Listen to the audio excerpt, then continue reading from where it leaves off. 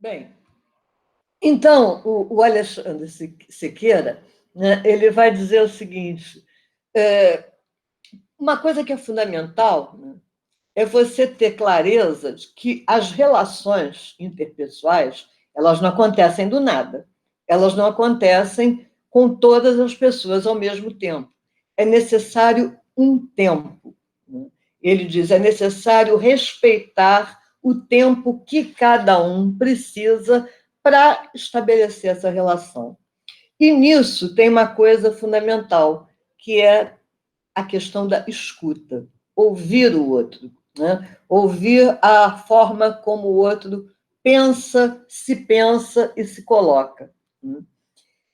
E aí ele diz: olha, eu não parto do princípio que eu vou fazer um trabalho. Eu tento, eu planejo, eu espero fazer, mas isso vai depender de N variáveis. O que é necessário é que eu vou para os encontros, eu vou ao encontro desse projeto desarmado. Quer dizer, eu não vou pronto para fazer aquilo que eu quero fazer daquela maneira e tem que ser assim. Não. Ele vai interagir com uma grande capacidade de escuta, com tempo, não é? E sem pré-definições, sem pressupostos. Né? E aí, no final desse tópico da entrevista, ele diz uma coisa assim muito interessante que eu vou ler exatamente como ele diz. As coisas acontecem quando você se dispõe a estar no mundo em estado de atenção em relação aos acontecimentos e às pessoas à sua volta. Ora, isso aí já nos traz um outro elemento para pensar. Né? Quantas vezes você anda pela rua? Uma vez, duas vezes, 40 vezes, a vida inteira, e você não repara direito nas pessoas que moram naquela rua, nas pessoas que transitam por aquela rua, na arquitetura daquela rua, no que dizem os interiores das casas. Né? Você não percebe que naquela porta tem uma fechadura fantástica que daria uma linda fotografia. Você não percebe que tem uma cortina que vela, né, um interior que podia dar uma imagem belíssima, ou o sol atravessando a copa de uma árvore, enfim, a tua sombra na calçada. Quantas coisas a gente passa sem perceber. Então, essa questão que o Alexandre coloca de estar em estado de atenção é fundamental para quem quer trabalhar, por exemplo, no registro de imagens que não são aquelas paisagens da viagem que eu fiz não sei aonde, mas que procura encontrar a beleza, a poesia ou o drama do cotidiano, porque fotografia no registro é só o que é belo, né? Até porque essa coisa de belo é um conceito extremamente relativo. Então, eu vou trazer para vocês um projeto do Alexandre que foi feito em 2005. O trabalho chegou ao seu final em 2005, numa cidade chamada Nazaré do Mocajuba. Essa cidade ela fica a 150 quilômetros da cidade de Belém. E ele já havia estado em Nazaré do Mocajuba duas vezes. Ele ficou encantado com o lugar, é uma vila muito pequena, bastante isolada, com uma geografia muito própria. Né? E ele, como eu disse, ele é professor da universidade, e ele teve uma bolsa de pesquisa, possivelmente, para fazer esse trabalho. E ele mudou-se para Nazaré do Mocajuba. Né? Mudou-se para Nazaré e começou a conversar com as pessoas, a saber como é que era a cidade, como é que era a cultura do lugar. Né? Ele fazia umas fotos da cidade, começou a conhecer as pessoas, estabelecer relações, até que um dia uma senhora disse para ele: meu filho, você pode fazer o favor de tirar uma fotografia minha? que eu preciso tirar um documento e eu não tenho nenhuma foto. Aí ele fez. Ele fez a foto, deu para ela. E a partir daí, ele começou a receber N pedidos para tirar uma foto, para documento, para guardar, para tirar foto do aniversário de um filho, ou da mãe, ou de alguém. A maior parte das pessoas nunca havia sido fotografada. Pessoas que tinham fotografias antigas que ele começou a restaurar a partir de imagens digitais que ele fazia. E ele foi fazendo esse trabalho, né, e começou a ter liberdade de entrar na casa das pessoas. E aí começa a história específica dessas imagens que a gente vai mostrar para vocês. Carrano, vamos lá com o Alexandre? Carrano? Gente, se o Carrano sumir, eu estou perdida. Oi, Sônia, estou exibindo aqui. Enquanto está exibindo, o microfone não consegue ligar. Já estou exibindo. Ah, tá. Mas não está aparecendo nada. Não, é porque eu estava exibindo e parei. Já vou. Ah.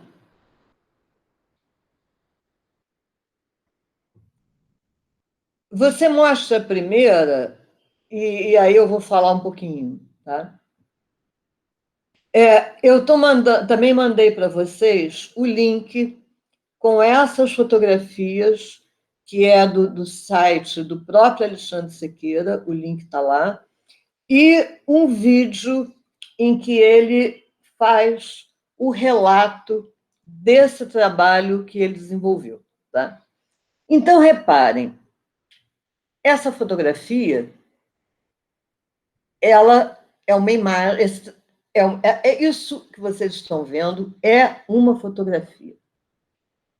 Nesta fotografia, vocês veem, há um tecido, né, pendurado com uma imagem de uma pessoa. O que é isso? A proporção que o Alexandre entrava nas casas, convivia com as pessoas e fotografava essas pessoas, ele começou a observar que havia, assim, aquela toalha de mesa que ficava permanentemente, aquela cortina que separava, isso é muito comum no Brasil, uma cortina de pano separando a sala dos cômodos mais íntimos, mais interiores da casa. Ai, gente, fugiu a palavra. Aquela coisa que se coloca na cama, mosquiteiro, né, para evitar que os insetos incomodem a pessoa que está dormindo à noite. Ele foi percebendo isso. E aí ele teve uma ideia. Essa ideia foi a seguinte: ele chegava na casa e dizia: se eu te der uma rede nova, se eu te der uma cortina nova, uma toalha nova, você me dá essa? Aí as pessoas diziam: não, mas isso aí está velho. Disse, não faz mal, eu quero assim. Então ele foi recolhendo esses tecidos, né? Anotava de quem era, tirava as fotos das pessoas, inclusive com uma metodologia muito interessante, porque ele procurou preservar a altura das pessoas fotografadas. Então, ele botava lá, tem uma senhora que tem esse nome, Dona Alice. Dona Alice, eu trouxe a cortina, quanto a Dona Alice mede? Ele abraçava a Dona Alice e meio que memorizava, ela bate no meu ombro. A Dona Alice bate, a altura dela é no meu ombro.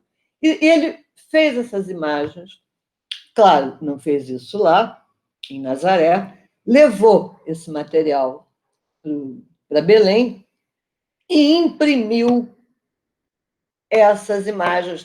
Aí fez todo um tratamento, negativou, botou em preto e branco, tarará, e imprimiu essas imagens nos tecidos que as pessoas haviam trocado com ele por alguma coisa nova.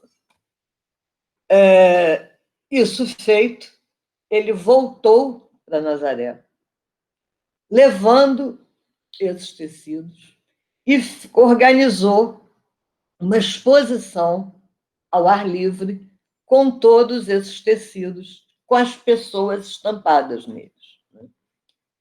E teve uma festa, teve inauguração da exposição, um monte de sucos, doces, aquela grande festa na vila.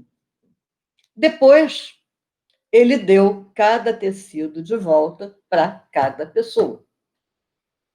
E essas pessoas fizeram coisas diferentes com os tecidos. Teve gente que botou do lado de fora da casa, teve gente como esse senhor que pendurou no quarto, enfim. Cada um fez com o seu tecido, com a sua imagem, o que quis.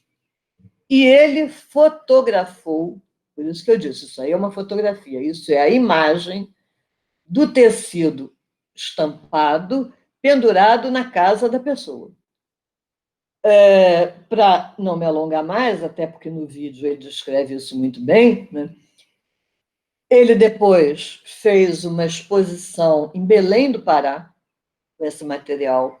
Ele fretou 2 ônibus, levou todas as pessoas que quiseram da vila para ir ao vernissage, né? A inauguração dessa exposição. E aí tem uma história muito engraçada, que nem está contada no vídeo, que não sei como, um dos senhores que foi para Belém, quando chegou para saltar do ônibus, viu que tinha ou esquecido ou perdido os sapatos.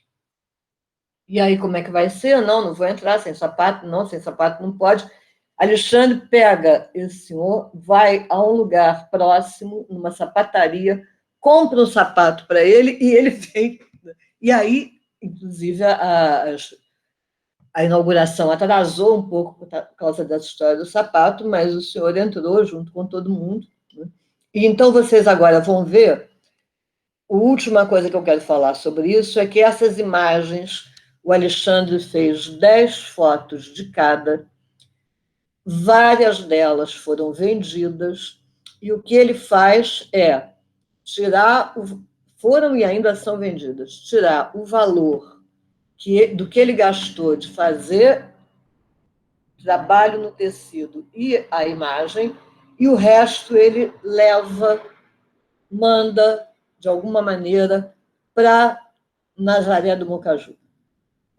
E as pessoas, então, administram esses recursos como elas acharem melhor. Carrano, agora a gente pode mostrar.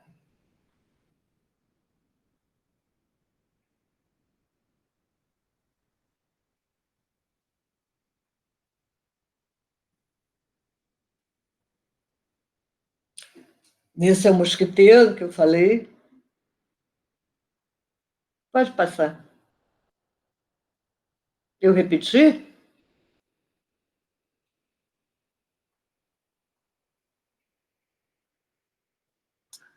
São 5 desse fotógrafo. Não são. Não seriam. Eram 10. O arquivo não consegui salvar tudo. Tudo bem. Mas já deu para ter uma ideia. Peraí, olha aí. Não, nada. São 5. Eu tive realmente problemas hoje para salvar essas minhas imagens. Droga. Mas tudo bem, já deu para vocês terem uma ideia do que foi o trabalho, né, esse trabalho do Alexandre. Ele vai, inclusive, relatar na entrevista que os trabalhos que ele desenvolve são todos eles trabalhos que têm como base esse convívio, esse retorno permanente àquelas famílias ou aquela vila, no caso, outras situações onde ele estabelece o contato e faz o trabalho. Bem, uma outra artista que eu selecionei para vocês foi a Ilana Bar. A Ilana Bar, ela mora em São Paulo, no estado de São Paulo, vai para Atibaia, para São Paulo, etc. Né? Ela é fotógrafa e mestre em artes visuais pela USP. E o trabalho dela, Quer dizer, ela trabalha, se nós olharmos no Instagram, ela já trabalhou e trabalha ainda com fotografias clássicas, como muitos fotógrafos sobrevivem, né? Festa de aniversário, festa de casamento, fotografia de mulheres grávidas, ela faz isso também, mas o trabalho dela, artístico, né, nessa perspectiva relacional, envolve o universo familiar, laços afetivos com pessoas, com espaços. Né? E eu mandei o link de 2 trabalhos. Esse, Histórias de Vida, que eu vou mostrar para vocês, e um outro, que é Álbum Familiar, no qual há 2 personagens da família, que são 2 homens já adultos que têm a síndrome de Down.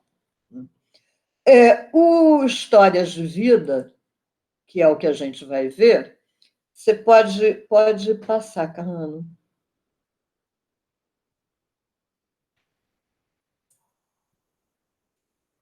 Esse é a Rosângela. Ah, tá.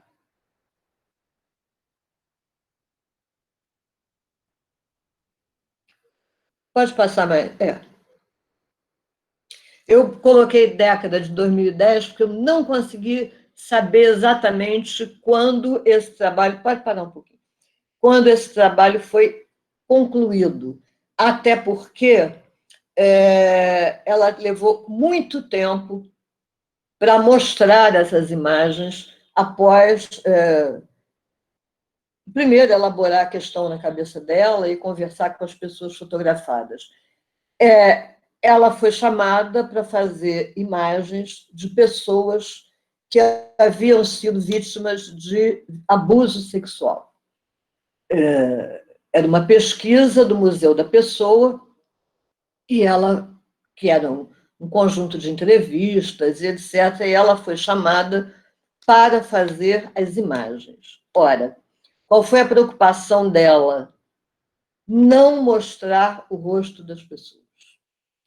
Então, ela tentou várias coisas, fazer fotos de costas, de perfil com algum sombreado, mas, no fim, a opção foi pelo celular, com a lanterna ligada, né?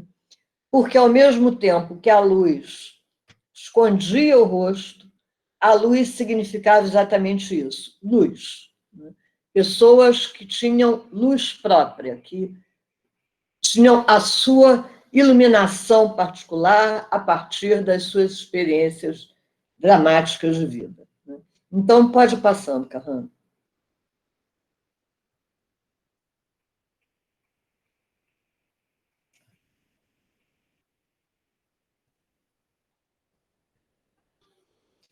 Vocês vão ver, né, que a prevalência das fotografias disponíveis é de mulheres, mas não só. Né? Há uma foto também de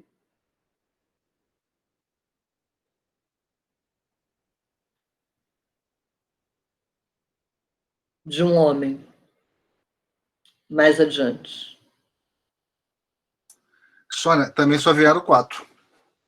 E, querido, será que aconteceu alguma coisa quando juntou tudo? É possível. Porque acabou de aparecer um homem que depois desapareceu. Não, que para mim chegaram 4. É porque nessa tem 2 em cada página. Mas como você juntou no PDF, pode ter Não, se eu mandei perdido. 3 PDFs Então, separados. não, da Ilana só tem um. Não, eu Ilana, mandei um do Alexandre, um da Ilana e outro da Rosângela. Aí estão você aqui. acha que você fez um PDF só, né? Não, eu só fiz PDF da Rosângela. Vieram 8. Aqui tem mais. Porque Bom, você tinha tudo bem. mandado em nota.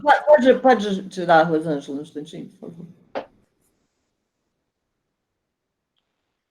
Pode tirar a Ilana.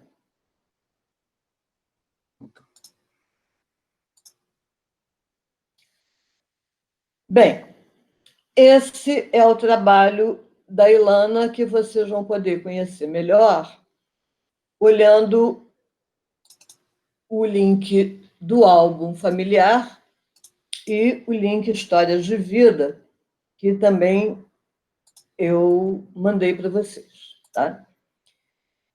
E, por último, a Rosângela Renaud. A Rosângela Renaud tem uma particularidade. Ela é artista visual, ela trabalha com fotografia, mas ela não trabalha predominantemente fotografando, ao contrário de todos os outros fotógrafos que nós vimos nos 3 encontros anteriores e ainda hoje o Alexandre e a Ilana. Deixa eu acender a luz, está começando a ficar muito escuro.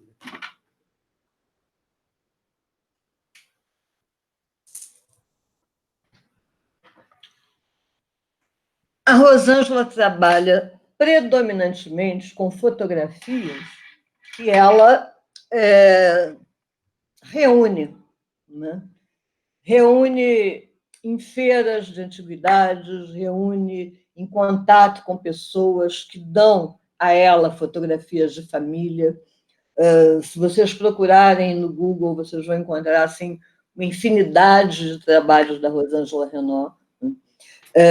Ela trabalhou já com arquivos da segurança, fotos de arquivo da Segurança Pública de São Paulo, enfim, ela tem um trabalho muito variado, trabalhando com fotografias já existentes, o que é também uma corrente no campo das artes visuais, de certa maneira, questiona a enormidade de imagens que os tempos atuais propiciam por conta das facilidades da tecnologia, fotografia de celular, máquina digital e etc, etc. Nesse trabalho que eu selecionei, que é o mais recente desses 3, ele foi apresentado no Rio de Janeiro, no Instituto Moreira Salles, em 2017 e 2018. Ela começou a perceber que o Rio de Janeiro, né, quer dizer, primeiro que nós sabemos que o Rio de Janeiro, né, das novelas da Globo, dos cartões postais, etc, etc, etc, corresponde a menos de 20% da cidade.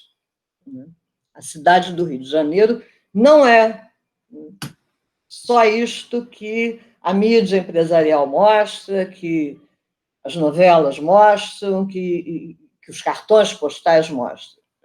Há um enorme Rio de Janeiro que não é alvo da cobiça do artista, entre aspas, nem da mídia, a não ser quando querem apresentar uma visão estereotipada, né, das classes trabalhadoras.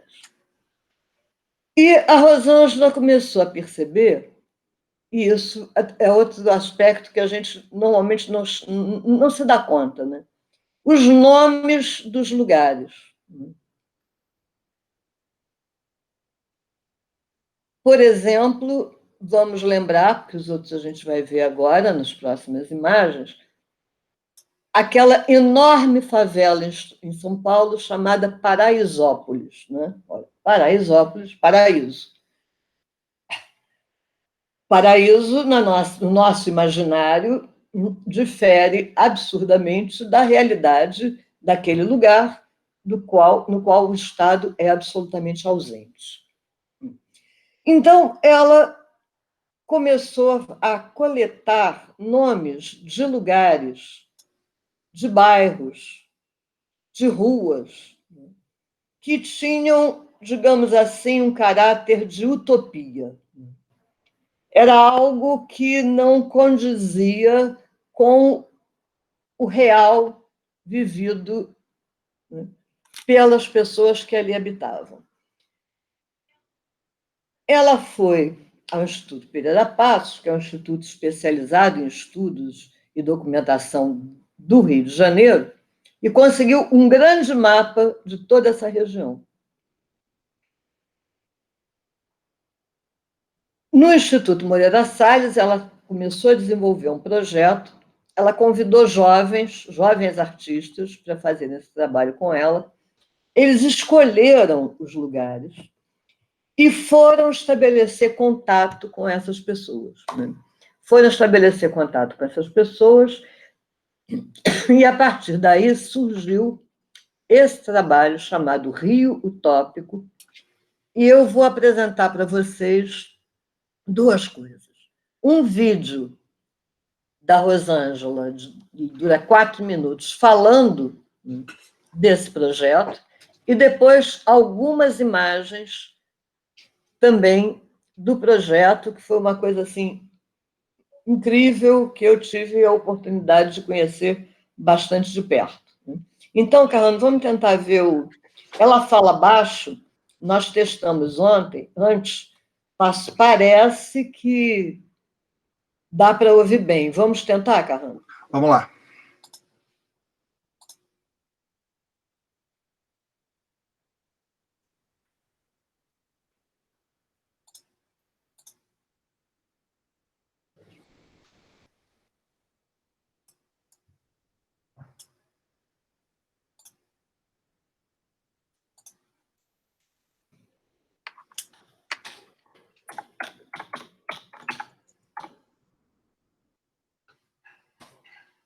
O Rio Utópico é uma expressão provocativa, né? Assim, é provocadora, é para provocar mesmo, né? Dizer, onde está essa utopia, né? Pode ser que esteja ali, mas pode ser simplesmente uma construção, uma ficção inatingível, né?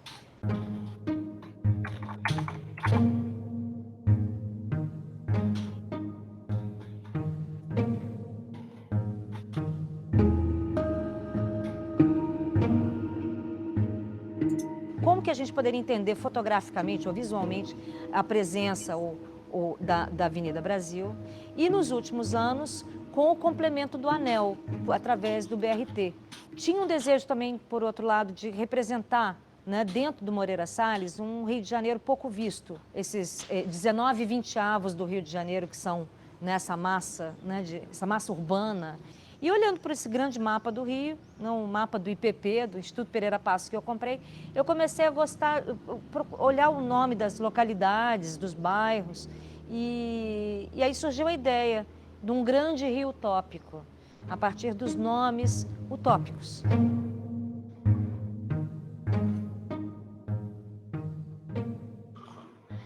A gente começou, a princípio, com um projeto, com um workshop vinculado, trazendo um vínculo entre o Instituto Moreira Salles e a Agência da Juventude, que formou um grupo de cinco artistas, 5 jovens artistas, 5 fotógrafos.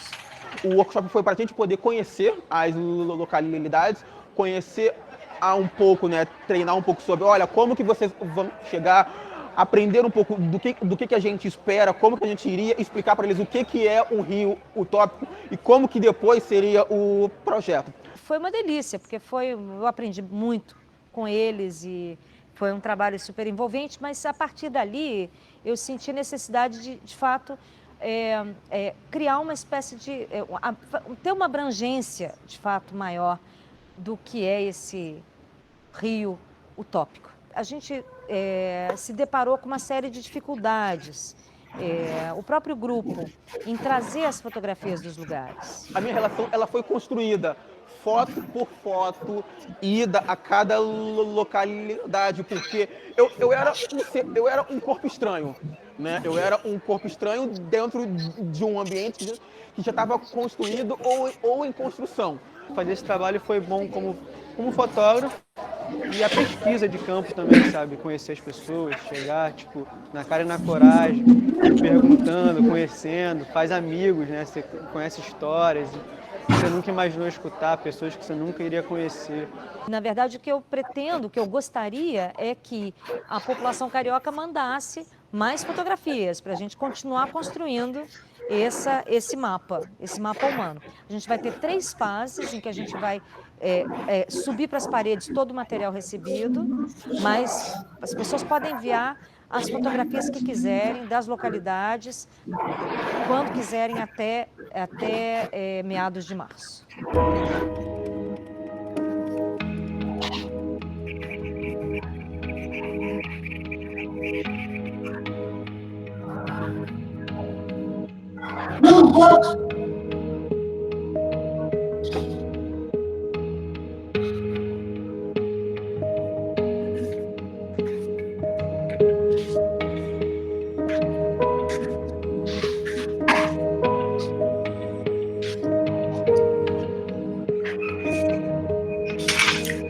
Cara, no laço. Bom, agora, oi, Carrano, Oi, vamos passar as imagens? tá, deixa eu dar só uma olhadinha aqui no. Esse som que entrou, acho que não era do vídeo, não era? Será que tá alguém com o microfone aberto aí? Não, né? Entrou um som estranho. Mas vamos lá. Agora, eu vou mostrar para vocês detalhes da mostra. Né? Como a Rosângela diz, a mostra ela ficou em construção praticamente o tempo inteiro. Né? As pessoas iam mandando fotos e ela ia acrescentando. Por isso que o espaço era enorme. Sei, aquele espaço deve ter uns 25 a 30 metros de comprimento, pelo menos, né? E tinha o mapa impresso no chão, isso vai aparecer aí, né? Com muito espaço, e ela ia recebendo as fotografias, ia acrescentando, claro, fazendo aquilo que a gente chama de curadoria, né? Fazendo uma seleção das fotos mais nítidas, mais pertinentes, né? E colocando na parede o tempo inteiro. Isso continua sendo assim até, sei lá, até uns 20 dias antes da exposição fechar. Vamos lá, Carran. Eu selecionei algumas imagens, isso aí já é mais para o final, quando já. Reparem, né? O chão, e você aí vai andando e vai chegando perto daqueles lugares que são projetados na parede a partir das imagens.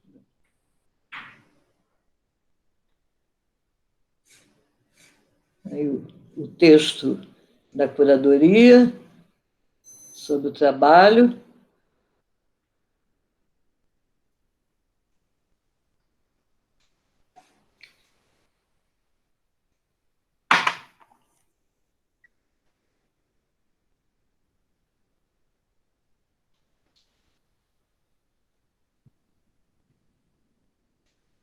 Pode seguir. Aí ela trabalhando, montando a exposição com os jovens artistas que trabalharam com ela para estabelecer os primeiros contatos, né? E aí algumas imagens.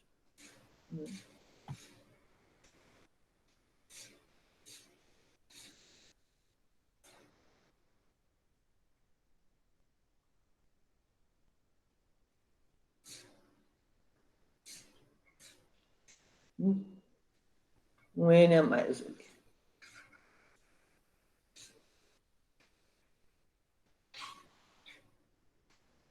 Ao lado do Parque Alegria tem a favela da Boa Esperança. Cabia ali também. Acho que apareceu até no mapa, no chão. O nome é ótimo. Né?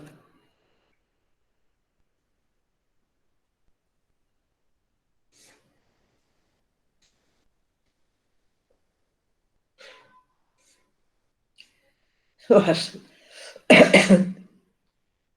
Gente, a digitação está maravilhosa. Miami.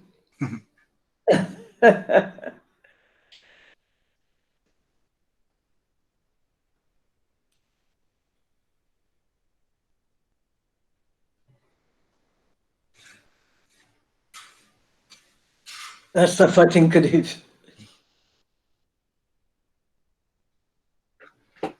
Acho que são essas. Sim. Bom.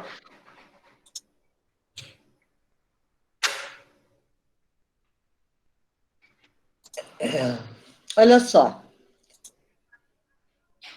eu falei 50 minutos, até que não foi muito. Mas agora, né, aquilo que eu disse para vocês no começo, né, eu gostaria de ouvir um pouco vocês, senão fica uma coisa estranha, né? Eu não ouvi a voz de vocês nenhuma vez. Está bem que de vez em quando a gente se comunica um pouco pelo chat, mas não é a mesma coisa, né? Eu gostaria que algumas pessoas participassem, né? Quer dizer, voltando, né, para quem chegou depois, por que vocês se interessaram por essa atividade, não é? O que faz vocês se aproximarem da fotografia, ou o que esses encontros fizeram no sentido de vocês se aproximarem mais da fotografia, né? Como é que vocês, o que vocês fazem com esse enorme conjunto de imagens que vocês viram, né? O que esse conjunto vocês acham que possa vir, ou já provocou, né? Como é que desafia a vida de vocês, né? E o que vocês vão fazer com isso tudo que vocês receberam assim, né, maciçamente nesses 4 encontros, pelo olhar, né? É essa a ideia do desafio agora, né? Vocês falarem um pouquinho. Agora, se alguém quiser só falar ou se comunicar pelo chat, tudo bem. Quem quiser falar, coloca o nome aqui. Você acha melhor, Carrano? Não dá para abrir os microfones, não? Não, podemos tentar. E vamos. Vamos tentar? Vamos, não tem tanta gente assim, né? Então, Não, tem 15 pessoas, quer dizer, 13. não, tranquilo. Chegamos a ter 21 pessoas, mas... Então, quem quiser falar, abre o microfone e fala.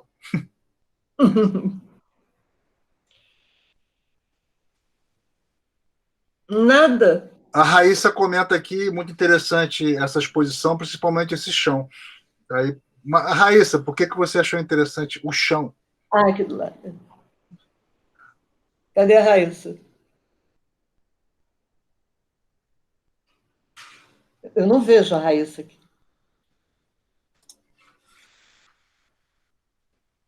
Não, ela está aqui. Tá. Ela traça o caminho. Porque o chão traça o caminho, ela escreveu no chat. Em direção às imagens do local. É essa a ideia, né? Justamente meio que vai conduzindo as pessoas, né, Raíssa? Dá uma... Aqui você chega na Vila Esperança, no Parque União. É a ideia, né? E olha, posso garantir a você que entrar nesse lugar, né, e isso mesmo, né, pisar naquele chão e ir seguindo aquele percurso, né, e, de certa maneira, você também é atraído pelo nome do lugar, né? Como será que é este lugar? Como é que as pessoas veem, né? Como é que é esse Rio de Janeiro sem Corcovado, sem praia, do Pão de Açúcar e etc., sem Lagoa, Rodrigo de Freitas, essa história toda do estereótipo dominante.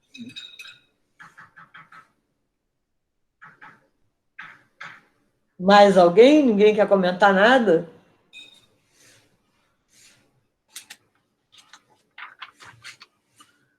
Eu queria fazer um comentário rapidinho, Sônia. Esse ano eu participei de um curso com uma atividade com uma produtora cultural que, na verdade, talvez tenha sido até ela que montou essa exposição, que é a Vivian Feynman, né, design. Ela faz muitas exposições também no Instituto Moreira Salles, e é bem interessante, né, essa escolha, né, que até a Raíssa chamou a atenção, né, do chão, um pouco para dizer, né, a fotografia é um diálogo com o ambiente, né, não é apenas a fotografia na parede, né, ou seja, então muitas exposições fazem esse tipo de convite ao espectador para que ele se envolva. Então a Raíssa reparou bem, traçar o caminho no chão é uma maneira de, né, ainda que precariamente, colocar você dentro do lugar da fotografia, né?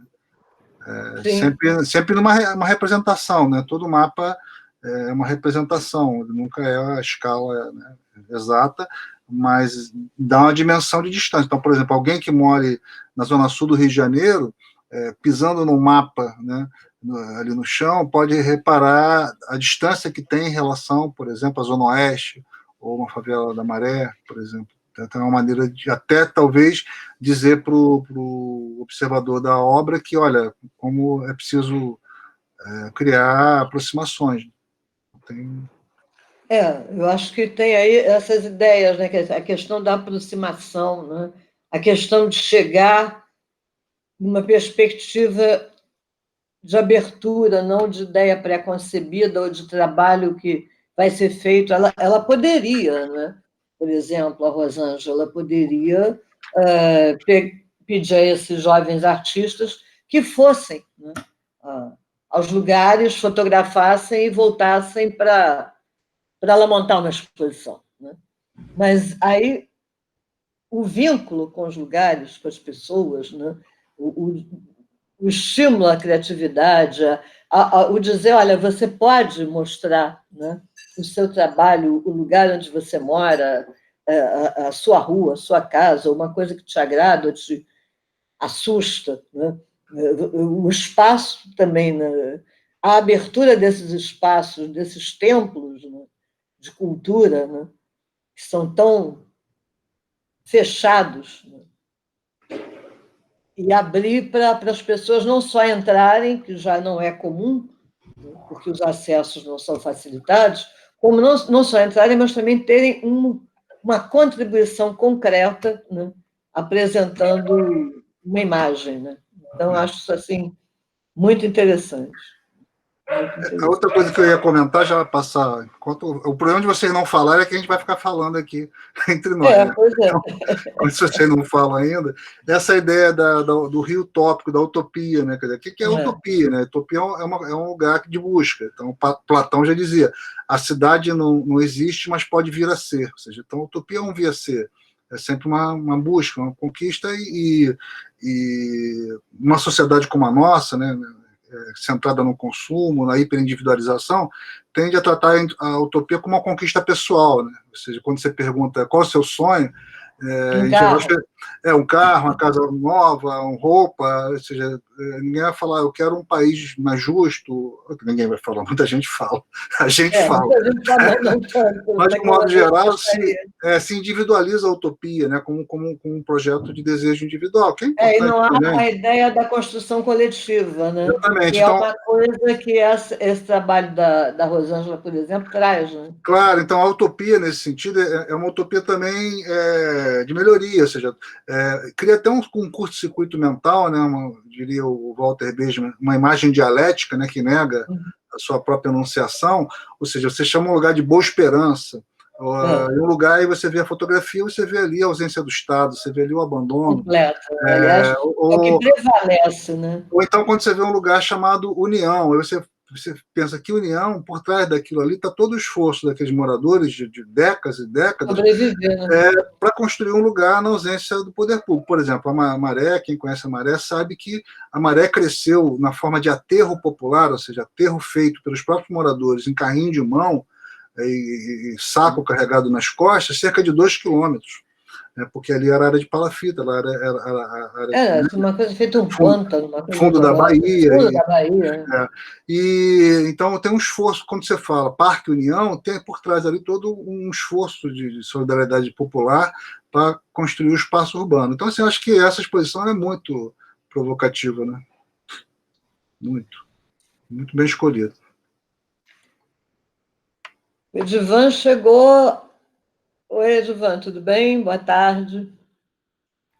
João Pedro, que assistiu. Eu estou dando destaque aqui aos meninos, porque eles são, aqui, pelo menos, minoria.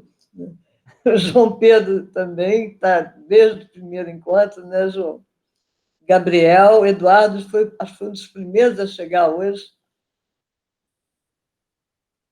Mais algum comentário? Pode ser para o chat, gente, tudo bem. Eu posso fazer. Sim, Marcela, que bom. Eu só assisti o encontro de hoje Daí eu fiquei eu só fiquei sabendo do encontro de hoje, eu entrei nesse encontro e fiquei curiosa até para ver os outros encontros, né? Pedi aqui para vocês se eu poderia ter acesso, já mandei até o e-mail. Mas, enfim, eu procurei esse encontro porque eu tenho uma relação, eu não sou fotógrafa profissional, sou educadora, arte educadora, então eu tenho um trabalho com fotografia e educação. E eu queria, a ideia é conhecer mais trabalhos, mais fotógrafos, né? Para pensar aí um diálogo. E eu não trabalho com a fotografia como uma crítica social, mas como uma crítica em relação à imagem das crianças na escola, né? De mostrar uma outra imagem. Então, eu gostei muito das referências também, de pensar essa fotografia também, né, como relação, como vínculo. Me identifiquei de lembrar também as viagens, quando eu vou viajar também eu gosto muito de explorar o lugar, conhecer as pessoas, conversar e fazer fotografias, muito a partir dessas relações, e também dessa questão das poéticas do cotidiano, que você falou do Alexandre, que eu não conhecia, daí vou atrás um pouquinho mais para conhecer, porque eu tenho um costume meu de fazer essas fotografias do cotidiano, e de fotografar coisas que as pessoas não veem, vamos assim dizer, né? Sim, seja para agora na quarentena, na hora que eu vou na feira, na hora que eu vou no mercado, enfim, qualquer coisinha que me chame a atenção. O mundo está cheio delas, né, Marcela? E as crianças também me aproximam muito, porque as crianças veem muitas coisas que a gente não vê, né? Sim. Então, foi isso. Eu gostei muito. Obrigada. Que bom. Marcela, alguém já havia feito essa pergunta, eu não sei se foi você, mas alguém já havia perguntado, foi você, né? Os vídeos, o primeiro que não foi gravado, e esse nosso de hoje, a gente esqueceu, só foi gravado de uma parte em diante. Mas o do Dante Castaldoni e do João Roberto Ripper, eles estão disponíveis, que do Ripper ainda vai estar no site do festival, né, Carrano? Ele está no canal do YouTube do festival, já está lá. Eu vou botar o link aqui. Eu já mandei por e-mail, mas como a Marcela chegou agora, eu vou mandar aqui no chat o link do Dante. E o do Ripper eu vou colocar essa semana ainda. Tá, obrigada. Então, para quem quiser depois rever, etc., vai estar disponível. Né? Eu gostaria de... Edivan? Né? Sim, Edivan. Fala só um pouquinho mais alto, Edivan, para a gente ouvir. Certo. Não sei se é o teu som. Deixa eu aumentar um pouquinho o microfone aqui, encostar mais. Pronto. Melhorou? Tá ótimo, tá ótimo. Pronto. Então, eu acabei parando aqui nesse encontro, né? Através da professora Ana Karina. Eu sou doutorando na UERJ, e a gente está com uma disciplina chamada Contemporaneidade de Imagens, onde a gente está produzindo imagens sobre esses nossos cotidianos de pandemia, né? E aí a gente vai fazer alguma escrita a partir desses cotidianos, das referências sobre a questão da imagem e como a gente lidar com ela, né? Como entender essa imagem também dentro das nossas pesquisas, né? E eu, na minha pesquisa, que é com jovens do ensino médio, eu pretendo trabalhar a partir de fotografias dos arquivos fotográficos que tem dentro da escola. Eu trabalho especificamente com os projetos artísticos, né, que são desenvolvidos na escola, o Festival da Canção Estudantil, Sarau do Tempos de Arte e Literatura, são vários projetos que a escola desenvolve, que estão assim no formato fora um pouco do currículo escolar mesmo, né, formal. E esses eventos todos, esses acontecimentos, têm um acervo de imagens, e eu quero trabalhar com essas imagens, com as pessoas que viveram as experiências da produção artística dentro da escola. E a minha ideia é, assim, fomentar que os meninos olhem para essas imagens e falem das suas experiências na escola com esses projetos, com esse processo de produção artística, e fale, inclusive, produzindo outros vídeos, né, com essas imagens e com novas imagens que eles possam produzir, um pouco a ideia que eu tenho. E por isso que eu acabei vindo um pouco aqui para a oficina, para esse encontro, para ver, né, como entender melhor isso, né, essa imagem que alguém quer mostrar, né, como ela pode ser discutida dentro de uma pesquisa também. Claro que não é muito objetivo, talvez, do encontro, enfim. Sim. É só isso, uma contribuição. A gente ficou mais centrado na questão da arte visual mesmo, sim, tem por base a fotografia, né? A gente vai ver, como o caso da Rosângela, como o Alexandre mesmo se coloca, Alexandre Sequeira, né? Como artistas que têm como meio de expressão a imagem fotográfica. Entendi. É essa ideia. Mas eu acho que você tem um diálogo bastante rico aí para fazer com o Carrano, né? Que trabalha com juventude, você já conhece, né? Já. Pois é. Mais algum comentário? Até queria fazer um comentário sobre o que o Edvan falou, mas vamos passar aqui para o João Pedro, que tem, acho que ele prefere que leia, né? Ele deu um sorriso aqui, eu não sei utilizar muito bem o Google Meet, mas posso participar dizendo que a minha relação com a fotografia sempre foi muito familiar. Minha família, principalmente minha falecida avó, tira muitas fotos durante a nossa vida e tem em casa, em muitos álbuns, de fotos completas em casa. Comecei a fotografar no passado. O trabalho da Rosângela Renault. Comecei a fotografar no passado com a ideia de mostrar um pouco o rock nos subúrbios e na cidade da Baixada, pois reparei que os roqueiros são muito invisibilizados pela mídia depois dos anos 90, principalmente nessas áreas mais periféricas do estado do Rio de Janeiro. Trabalho mais em Duque de Caxias. Beleza. João, foi você que o Dante disse para procurá-lo? Você chegou a fazer contato com ele, não?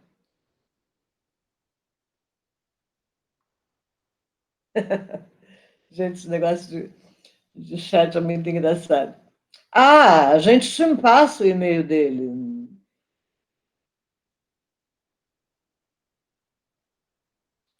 Te passa o e-mail, claro. Mais alguém quer fazer algum comentário? Ninguém deu bola para as minhas perguntas. Salvou a pátria aí. Bora, Sânia. Boa tarde a todos. Em relação à minha aproximação com a fotografia, o meu contato está sendo agora, apesar de eu ter um tio que é fotógrafo profissional na minha cidade de Pitangui, Minas Gerais, região centro-oeste, que já trabalha, hoje ele, se eu não estiver enganado, ele está com 61 anos e já trabalha com fotografia mais ou menos 40 anos, e ele tem um acervo fotográfico maravilhoso. E de toda, assim, esse pensamento, eu só fui ativar minha memória sobre isso fazendo esses encontros. Por exemplo, quando eu chegava no quarto dele e pedia para ver algumas fotografias, ele dizia, não, essa eu não posso te mostrar porque pertence a alguém ou é de algum evento que eu estou fazendo, que ele também fotografa. Ele tira fotografia de casamento, familiar, por causa que ele é vinculado a uma empresa fotográfica chamada Camargos, que já tem 50 anos. Mas o que é mais interessante é que eu recordei que vários momentos que a cidade tinha comemoração, desde o início da construção de uma empresa têxtil da Santarense, tem essas fotografias. Ele documentou tudo? Documentou. Eu não afirmar se é algo pessoal ou se foi institucionalizado pela prefeitura contratando Camargos. E ele é um dos fotógrafos muito conhecido na região, e ele mesmo fala, eu fotógrafo para o Camargos e para mim, pessoal. O dado dele pessoal que ele já compartilhou é o que ele vê de... Não é, tudo para ele é interessante, ele diz, mas ele não perde nenhum momento. Ele comenta. Só que isso fica com ele pessoal.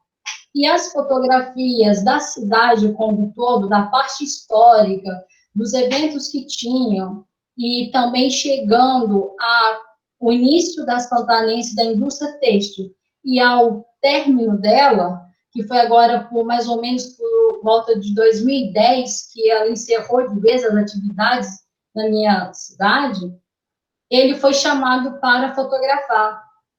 E agora, aonde que foi a fábrica, está sendo construído um condomínio. E eu recordo da última conversa que eu tive com ele disse assim, agora eu vou lá onde era a antiga Santanense e fotografar, porque vai ser um condomínio. Foi tudo demolido. E a história da Santanense, ela faz parte da construção da cidade, em termos de desenvolvimento, entre aspas, porque a maioria da população trabalhava nessa fábrica. Então, todas as famílias, praticamente. E depois, na loja têxtil que vendia os tecidos produzidos, os funcionários criaram um grupo de futebol chamado Pitangui Santaniense.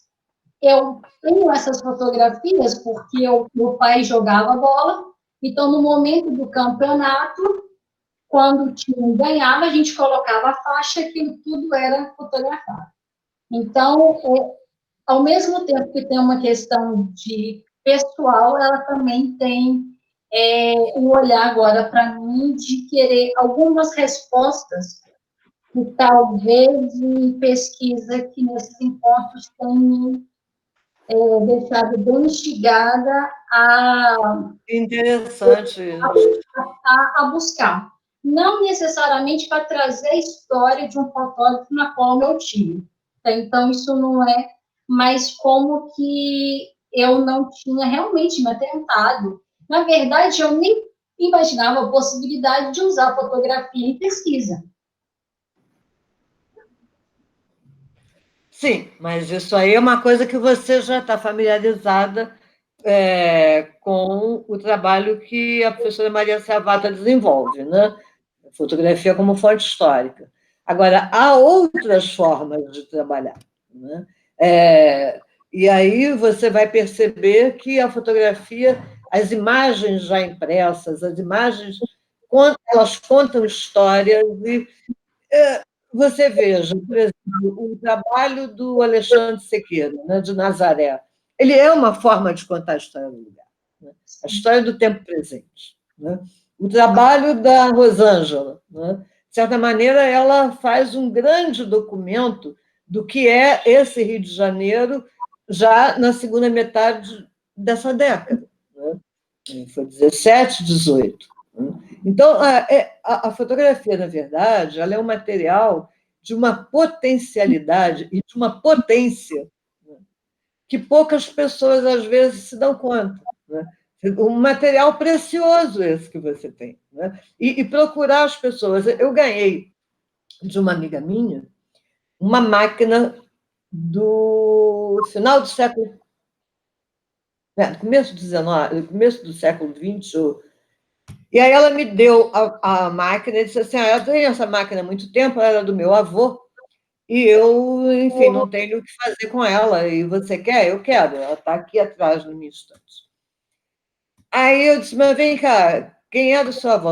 Ela me deu o nome, eu anotei, eu descobri que o avô dela era um fotógrafo de um sindicato anarquista que teve uma importância enorme, entendeu? Nas 2 primeiras décadas do século XX.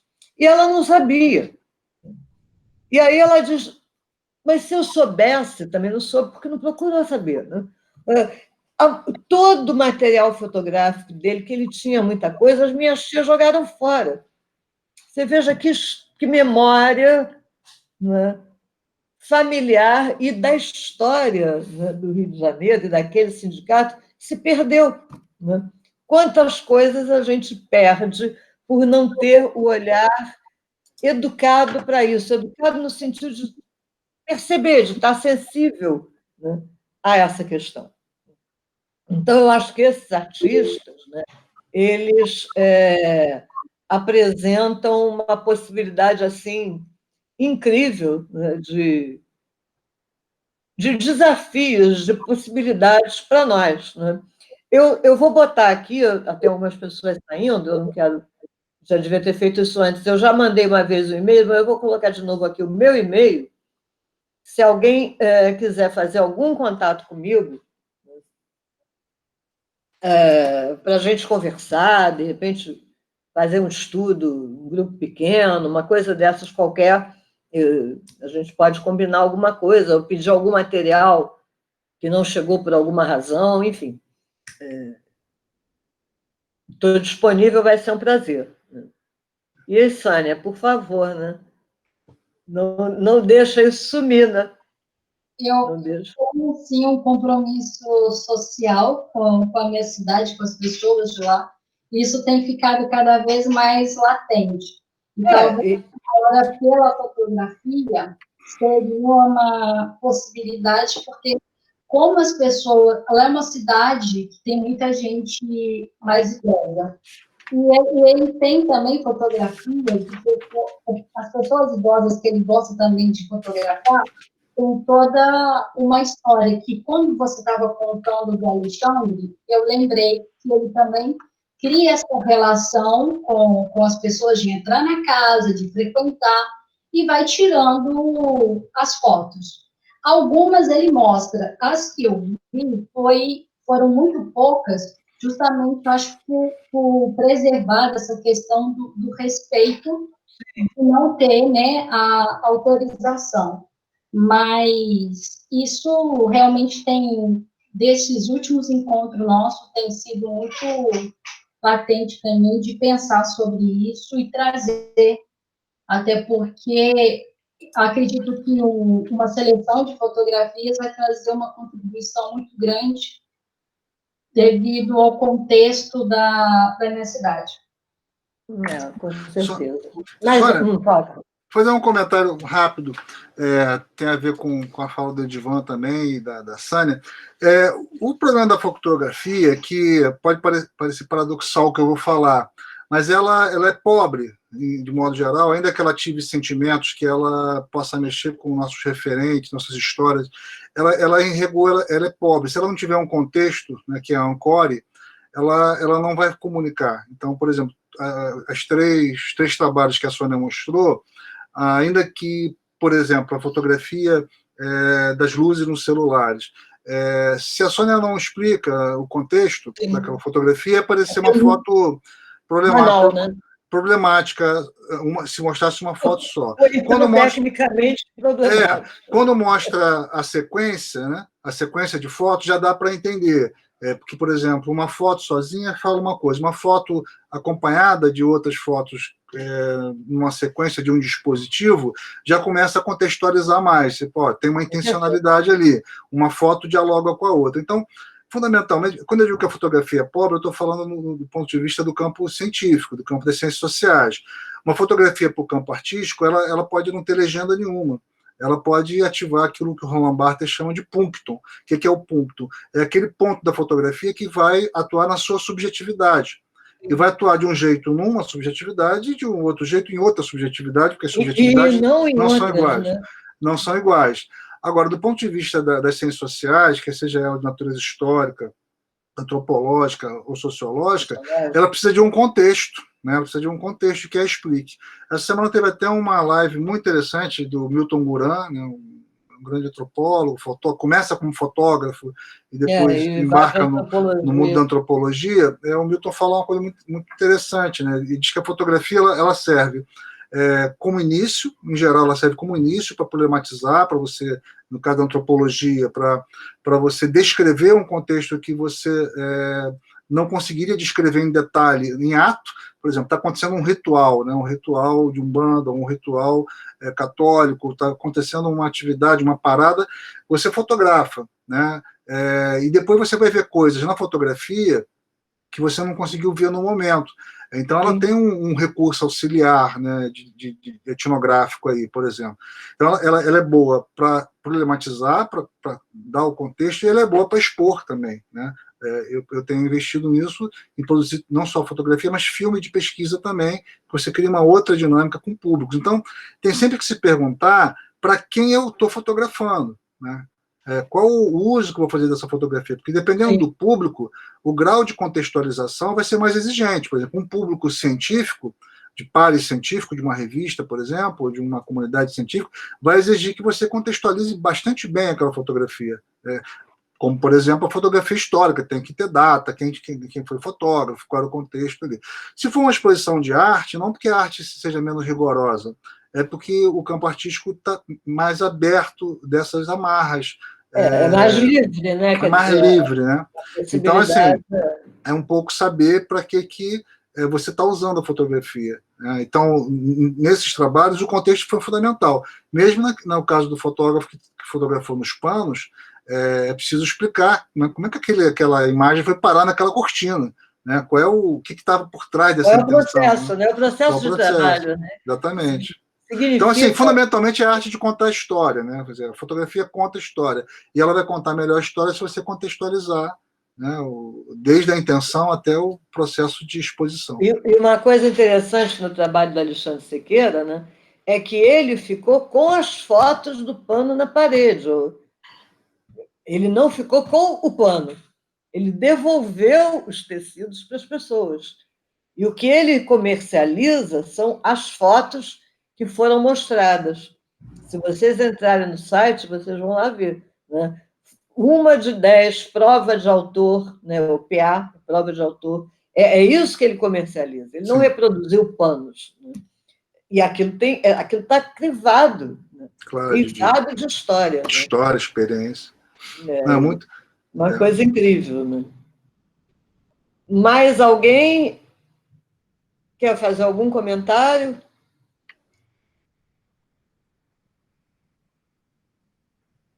João, se você mandar para mim o e-mail, nesse e-mail que eu mandei, eu te mando o contato do Dante e também material dos encontros. Quem não teve acesso ou perdeu o e-mail e tal, eu posso mandar novamente.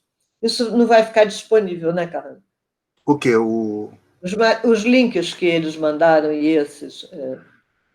Não, né? Melhor não. A gente não está se construindo a página do festival. A gente pode pensar um espaço lá. Também, e se todo mundo fizer isso, daqui a pouco vai precisar de um acho que por hora, acho que a gente hospeda os vídeos e compartilha por e-mail os links. Né? Isso.